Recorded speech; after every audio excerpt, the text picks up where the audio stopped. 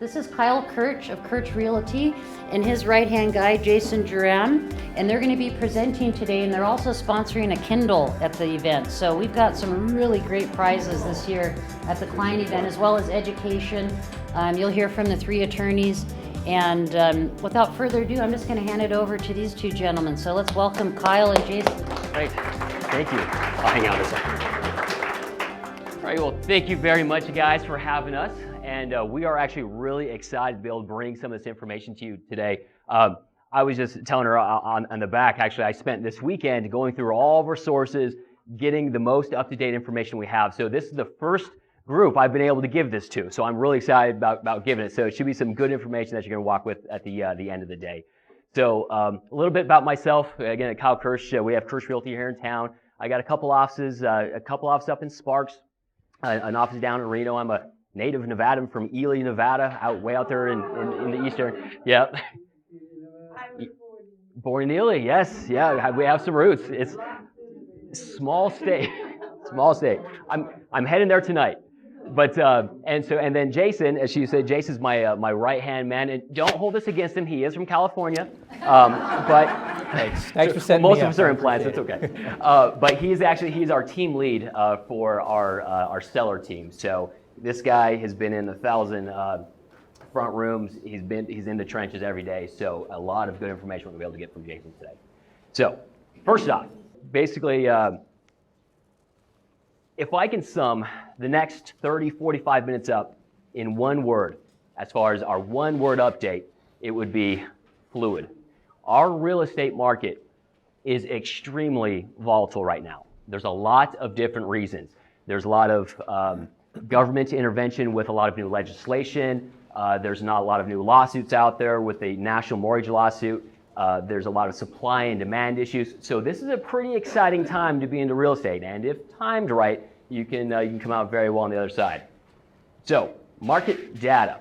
First, let's look at kind of where we are, and then at the end, we'll get into projections on where we're headed down the road. So median home price. All right, I'm going to pretend to be the smart guy here. So basically, this is just a 13-month shot of the median home prices. All right, so you can see we started down here in August 2012, and we were down at about 175. And then look at this. We went all the way up, okay? So keep an eye on that. Right now, what's going on, we're at about 220 is where the median price is right now. On average, it's about 2.5% a month increase that we have been seeing over the past about year and a half. In the whole year, it's about year over year, it's about 25% increase. So astronomical.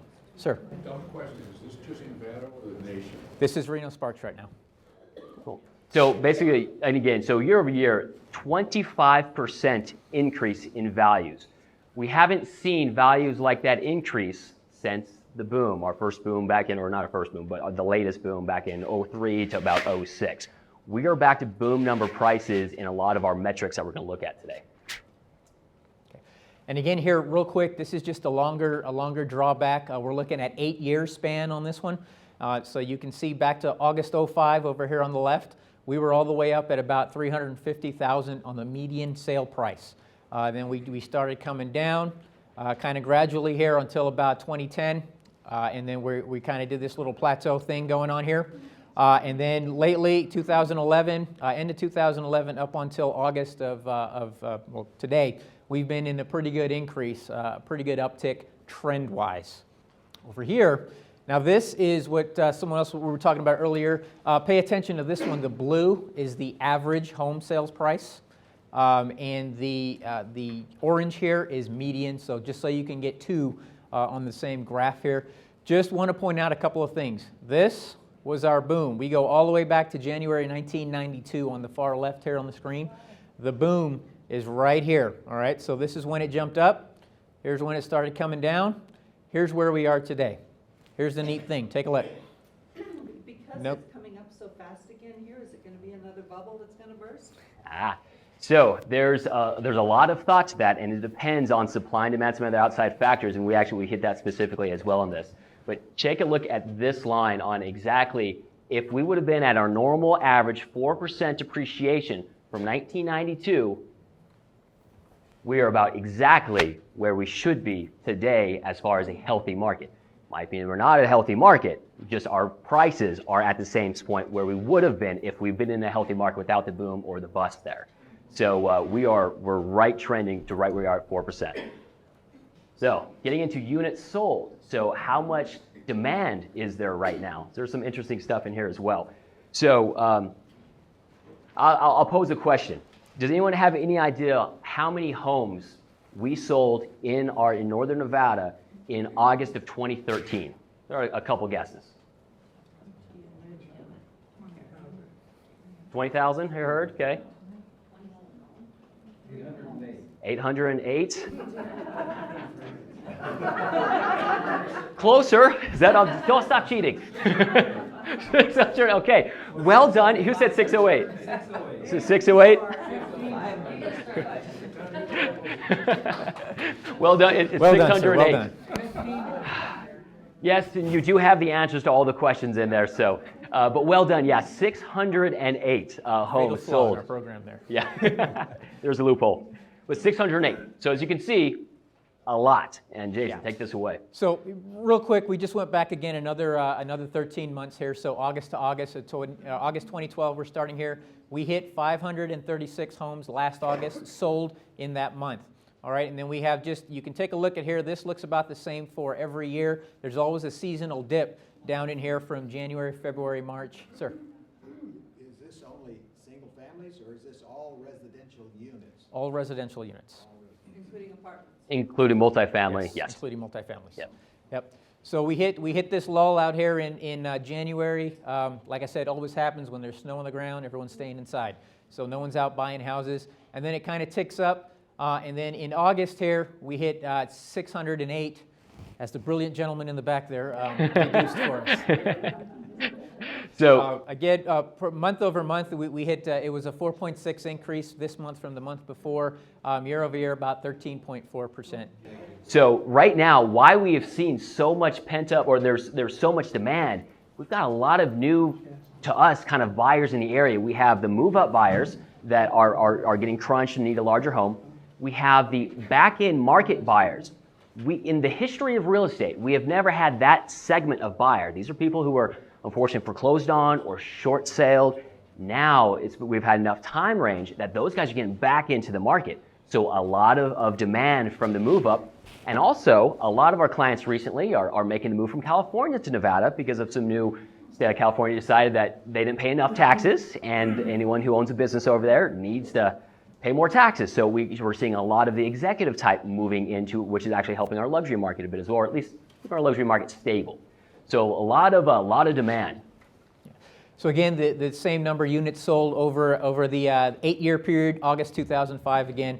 We were high up there as well, 600, then we kind of trend down, and we've been trending up a little while here. This is usually, most of these are the downticks are seasonal that you can attribute to June, or January, February, the winter months, that kind of stuff. Yep, you can tell exactly where they are. And then here we are right now. And so interesting, and again, we're going to get to this in a little more detail, but somebody had asked, can you explain what happened in the pullback of June of this year? You can see what happened. There was some legislation, and we'll go into this legislation here in a little bit. This is what happens when outside factors get in the way. Legislation sometimes, even if with the best of intentions, our supply goes way down. And then the demand, though, this is a good sign for us. As the supply ticks up, the demand is staying with it. So, which means that as long as the demand there, supply there, they will both go up concurrently and our prices will continue to rise. Average days on the market. Okay, so this is basically how long it's going to take you to offload that and get your profit. And get your profit. So what's happening here is you can see this is average. This is all types of sales. Okay, so this is short sales, which take long. This is REOs, which are pretty quick, foreclosures. And this is also just your regular traditional sale if you have full equity and you own your property. So it's an average of all that. We go back a year to 2012, and you can see it here. And here's June, July, August of this year. Some of this is seasonal. Some of this may not be. And again, we'll talk about this here shortly. So for the 8 years, pretty much a trend right here. Go ahead, Kyle, take it away. So the 2006 is the last time that we actually saw our average days on the market this low. Guess what? 2006 was also the tail end of our boom.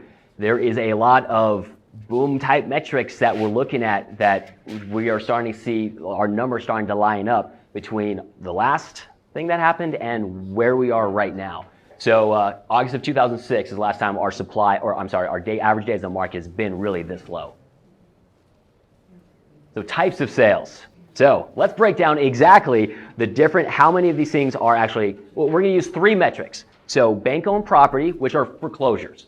Short sales, most of it we all know, unfortunately, if your home is worth more or less than your mortgage, you have to short sell it, get your bank's approval. And then good old-fashioned for-profit regular sales. All right. So here's the slide. Just to orient you real quick, down here at the bottom of blue, these are your REOs or your foreclosures. Over here, this burgundy, red, whatever you want to call that, that's your short sales. Up here on the green, or this little light green color, pea green, those are traditional sales. No special conditions is what we call them on the MLS. That's why it says none up there. So basically, these 3 categories, if we had went back a little bit farther, what you would have seen is these 3 categories are pretty much a third each. Okay, so it was at one point a third REO, a third short sale, and a third no special conditions. This is what has happened recently here in the market. So again, this is 2010. We get around here in October 2011, and this downtrend comes up here with the REOs. You'll see the short sales already started shrinking as well. And then on top here, you can see the traditional sales have started jumping up. What we also had in that time frame is we had prices going up. Remember, we talked about the price increase, the 25% increase that we've had year over year, 2.3% a month. This is all our investors right now have figured that out, and they're making up for the market. The short sales have fallen, the REOs have fallen, your traditional sales, your investors and folks who own their properties and want to get out while it's high have jumped on the market and pretty much kept the inventory up while that demand stayed pretty consistent. Mm-hmm. Yeah, and so why this is happening, again, why we're seeing a decrease in short sales and REOs is, again, rolls back to our legislation. And again, I don't want to, and we're going to go into some of these numbers of exactly what legislation it was. Don't want to pin it all on that. There was also something called the National Mortgage Settlement with the 5 big banks that you guys might have heard of. So the 5 big banks, they all got together, were all sued by most of the state's attorney generals, and they came up with a settlement. So that plus something we'll get into later called AB 284, both of those combined took these numbers and moved them way down. Not because of the market decided that we didn't need no more REOs, it's because legislation decided we didn't need that much. So again, free market versus legislation. So there's a lot of new interesting factors that we're all dealing with that is affecting our pocketbook, how much your home is worth, how much your rental properties are worth. This all really affects our day-to-day lives. So now let's get into absorption rate. Okay, and absorption rate, really what this is how many homes are there, or how long the homes will stay on the market, how much months inventory do we have of homes. Okay, so really to orient you, we have the blue here. This is active, available homes on the market, so they do not have any contracts or signed, executed contracts, buyer's offers or anything. They're just on the market waiting for that. We have the burgundy here is active, but they're pending. Okay, so they've had some kind of contract, an offer has been accepted on the home, and it's waiting to close. A lot of this number here is actually short sales because they take so long. They stay active pending on the market for months and months. Over here, the green, the 608, that's actually the amount that has sold by the end of the month. So again, all these numbers are end of month. So the way we get the month's inventory is basically we take the first 2 numbers, we add them together, and then we divide that for the units sold. That gives us about 3.4 months of inventory. And we're going to talk about how that really affects the market here shortly. So this is a great barometer of the health of our market. So without cheating, how many months is a good, healthy market typically? How many months of inventory do we need to have a healthy market? 6 months. 6 months. Hey, you guys can both go to Starbucks now. Perfect. 6 months exactly. So we have inventory of 3.4 months. A healthy market is 6 months. So basically, Anytime we're below that means that we're in a seller's market, as we currently are still. And anytime we're above 6 months, we are in more of a buyer's trending market. So take a look at this next graph. All right, real quick, again, we went back to 2008 on this one, to August, so 5 years of inventory. The blue line here is just the month's worth of inventory. What you're going to see here, this little shaded portion, this is what we call a balanced market. That's the healthy market we were talking about. Healthy market. So it's not quite a seller's market, and it's not quite a buyer's market. It's right there in the middle where it's a good even share. You can see back in 08, in early 09, we started taking a dip down here, and we dropped into the balanced market. We've been up and down, up and down, up and down. And then back in June 2011, we started coming down, and we've been down ever since. We are currently, at least statistically, in what we call a seller's market at 3.4 months of inventory. Again, we like to see 6. So if it's in that red, we're somewhere in that 6%, then we're a good balanced market. Right now, anybody wants to sell? Right now, we didn't cook the books. All right, cool. All right, next one, guys. So now let's get a little bit more into the boring stuff. I'm not going to go through this too much, but basically I want you to kind of understand the different things that are affecting us, why we see so much volatility, so much up and down. So really quick, federal taxes. H.R. 3648 was the Mortgage Debt Relief Act that was signed into law in December 14th of 2007. What it did for us, back in the old days, let's say it was mid-1990s, if you had a mortgage for $200,000, and unfortunately you were foreclosed on and the bank sold it for $150,000. There's $50,000 of debt forgiveness there that old Uncle Sam said, hey, you owe me income tax on that $50,000. Even though you don't have $50,000 in your bank account, they just gave that money away. Or, no matter. They gave it to you. Basically, that's how the banks balance their books. So they took a loss and they're saying, well, okay, we gifted this individual that money. So that's how the banks balance their books. So again, not money in your pocket. So, but what this has done is now just the opposite, saying, hey, if this is on your primary residence, then that money is no longer taxable, but only covers your first mortgage. In some cases, covers your second mortgage. So let's say you have a second mortgage and it's a home equity line of credit. You take that money out, you put it in your wallet, and then you go and you buy a bunch of landscaping and material for your home. That is covered. However, if you take that money and you go buy an RV or a boat, that money is not covered. I'm not a CPA. Talk to a CPA about this, but that is my take of this. But again, so it does not cover cash out refinances, okay? And it expires December 31st. So again, our political junkie over here, what's your take on this actually getting extended? All right, so again, my take. What I think, this is like political candy for politicians right now, okay? Because they're essentially giving money to the voters when they do this, or saving money in their pockets, however you want to do that. The other thing is it does help the economy.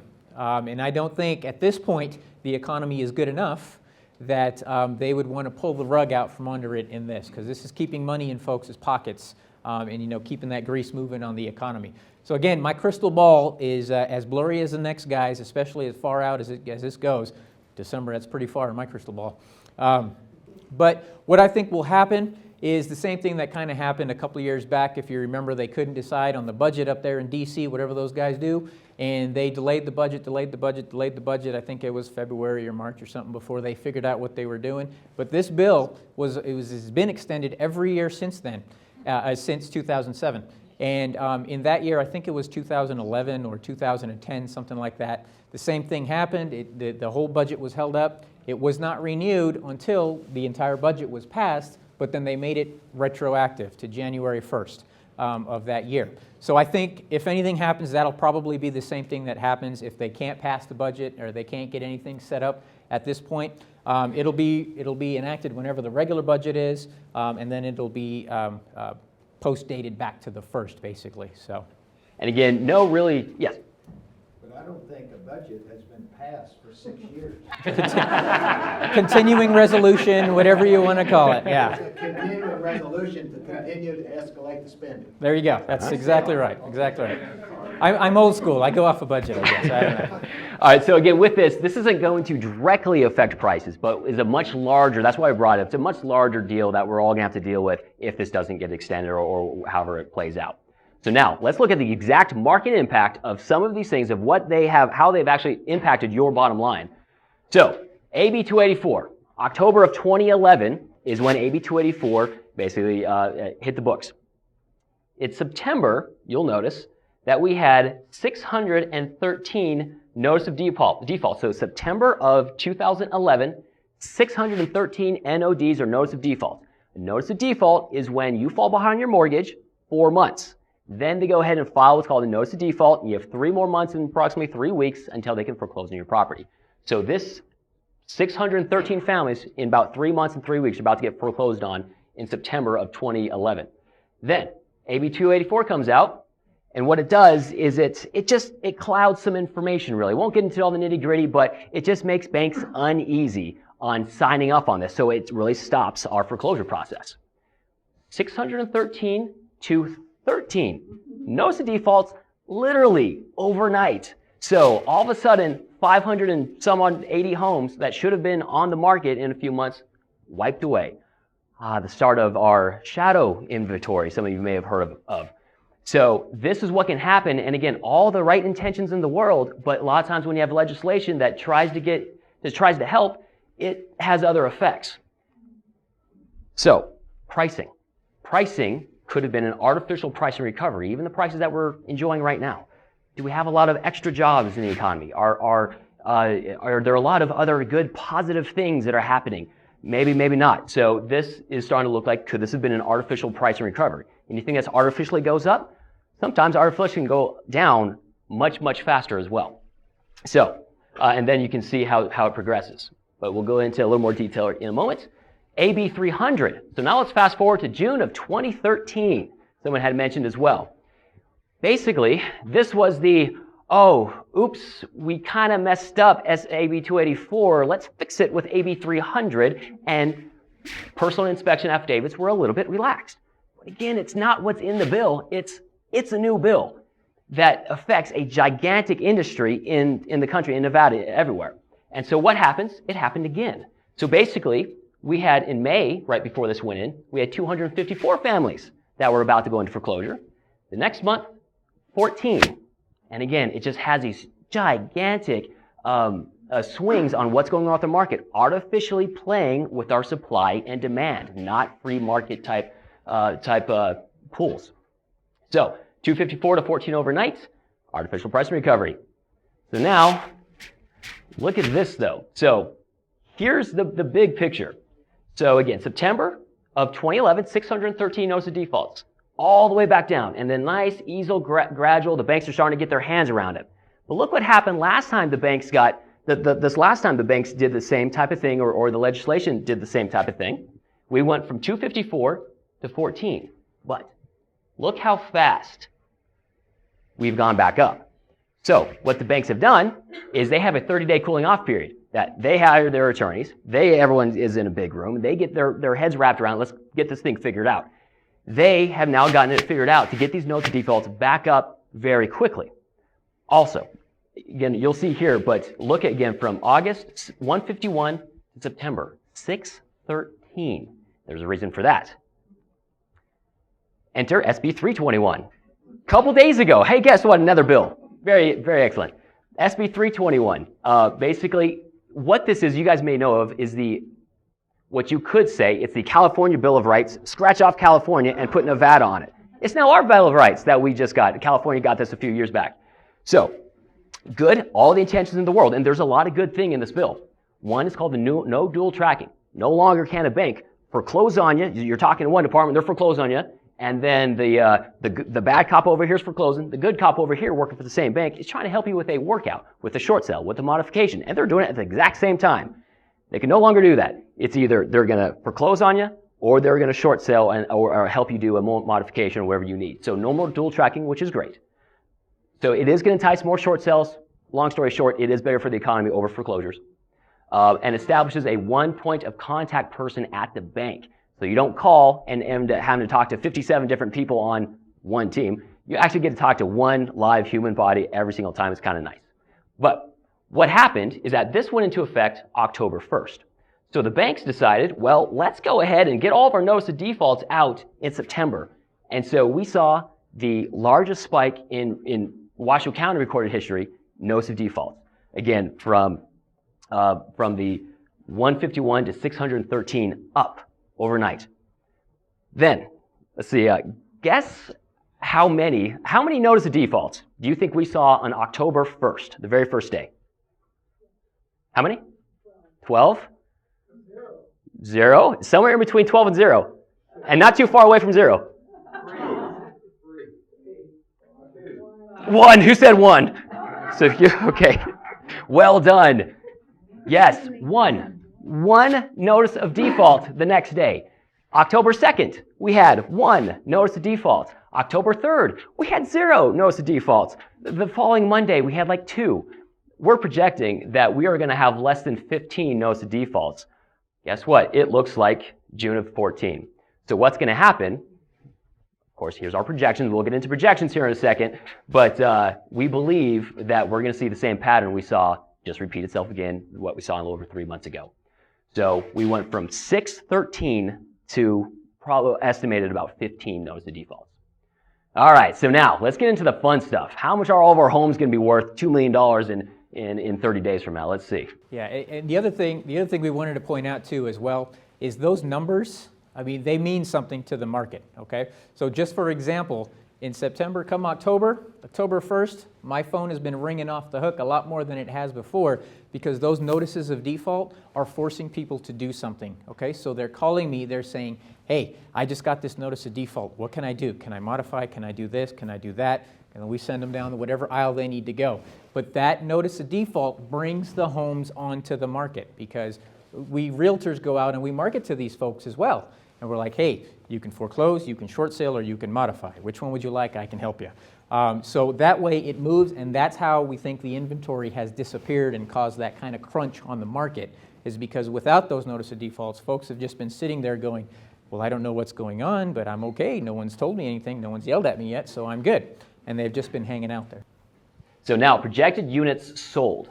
Again, this is projected, so we're going to keep all these papers from you so you can't tell us on the how way wrong out, we yes. are. We're going to collect them all. So projected, we're going to say it's going to stay pretty much here, then stay pretty much kind of where it's at now, maybe a little bit less, somewhere around the 500, 600 area. What we're going to see, though, is the standard seasonal trend, the drop. That's going to happen once the snow hits the ground.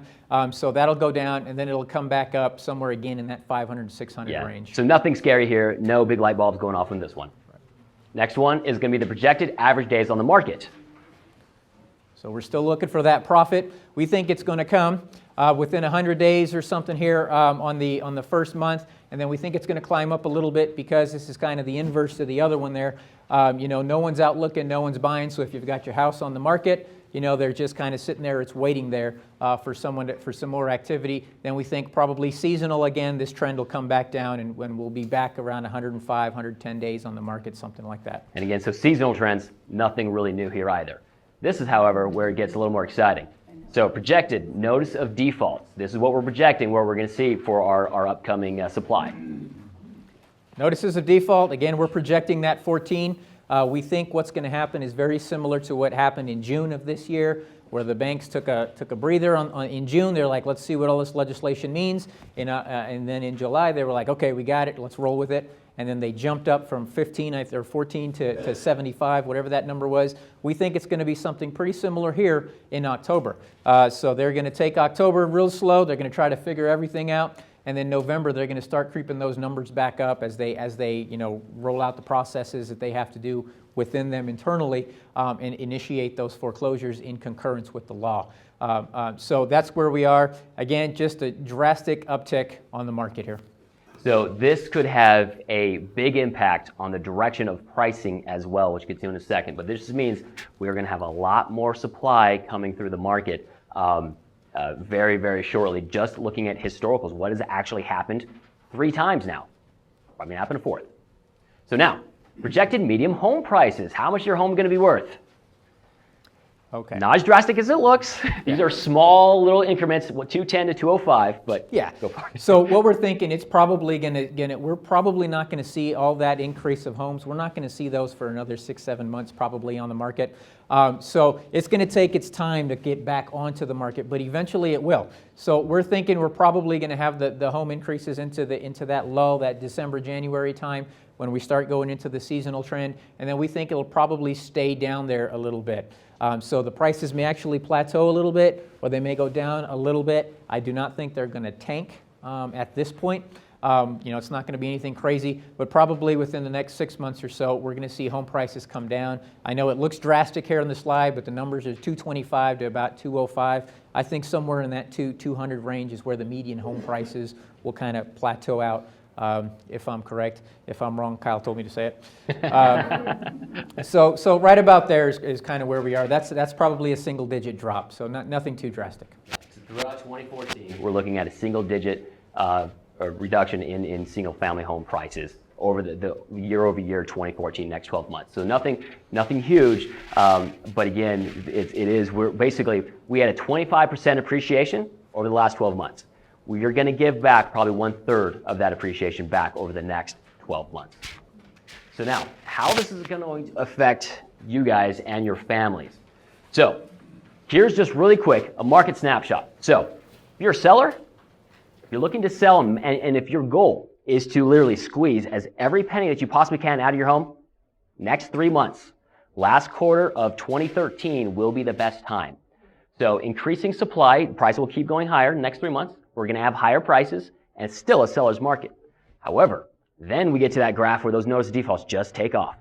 And now that's 3 to 9 months down the road. We're now going to have an increased supply, stable to lower prices depending on the market that you're in, and it's going to transition finally back into a buyer's market, and we're going to start getting back up into that absorption rate instead of 3.5%, maybe to 4, maybe to 4.5, and heck, maybe at the end of this year we'll be at 5 and almost a healthy market. So now, if you're thinking about selling, so again, same snapshot, our current seller's market is expected to last to the last quarter of this year, and again, 2014 will bring in an abrupt transition to a buyer's market.